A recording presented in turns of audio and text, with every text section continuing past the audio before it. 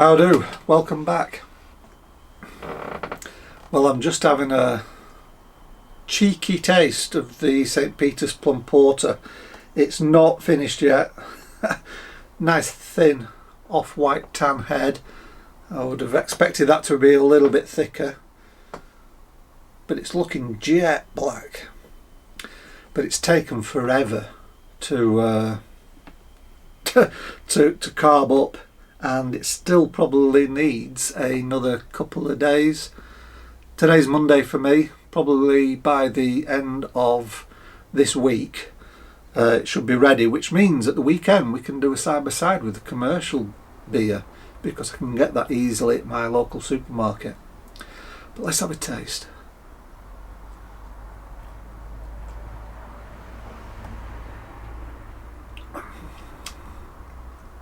Tastes nice. Now that does taste nice. Ooh, won't go into too much detail because I'll save that for the side by side.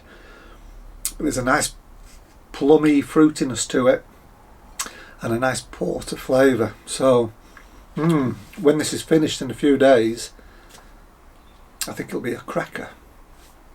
But it's taken forever because we've just gone through a cold snap. We've had snow, ice, highs of about 1 degree during the day, lows of about -10, -12 during the night, and everything just slows down. So this has been in the bottle now for well over a week, and yeah, it's carved. It just needs a little bit more time still, but hopefully it will be finished by the weekend. I think it will be. Yeah, so in my the room now where I'm doing the fermenting, it's down to, because we've got the heating turned off, don't forget, it's down to 12 degrees which is great for Nova Lager. And I've got a 1-can kit, lager kit, fermenting away now. It's the Cooper's, I've got it here, the label, Cooper's European Lager. I just swapped the yeasts. That's fermenting at 12 degrees, between 12-13 degrees. Again, it's taking forever. So the last batch I did with Nova Lager, it was 1 sachet, so 11 grams, and I fermented at about 15-16 degrees, and it was done fermenting after about 4 or 5 days, except it was full of CO2. So I left it another couple of days, and on day 7 it was ready for bottling, but I was lazy and I bottled on day 9. This batch I've used 2 sachets, so that's 22 grams. It's fermenting at 12-13 degrees, and today's day 8, and it's where the last batch was at day 5. So it's finished fermenting, it's bottomed out. The hydrometer reading is 1008, 1010, and it's been like that now for a couple of days, so I know it's finished fermenting, but it's just full of CO2. You fill the hydrometer tube and it takes you forever, because half of it's just foam and you've got to wait for that to subside, fill it up a little bit more, wait for the foam to subside. It's just ram-packed full of CO2. So I'm hoping in a couple of days, like with the last batch, that will go away and I can start bottling.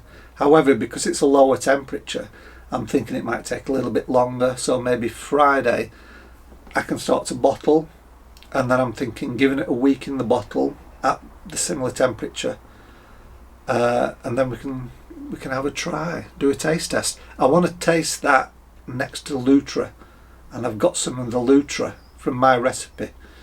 So it's not the same beer, but that's not my point. I want to just see what the difference is between Lutra and Nova Lager, and what special lager characteristics does the Nova Lager bring that you don't find in Lutra.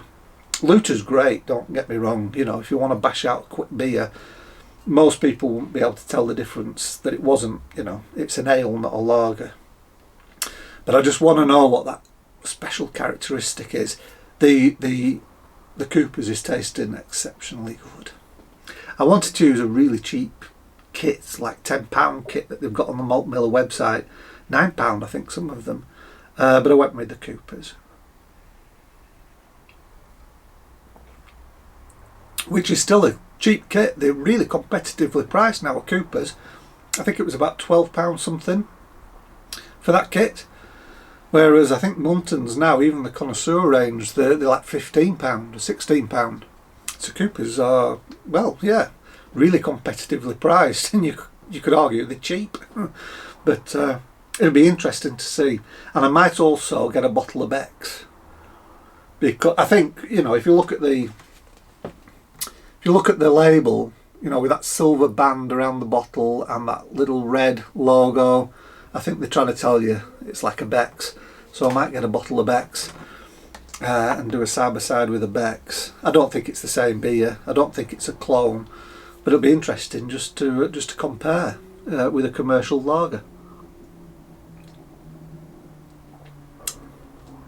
Right, well that's it. It's just a quick update about what's going on.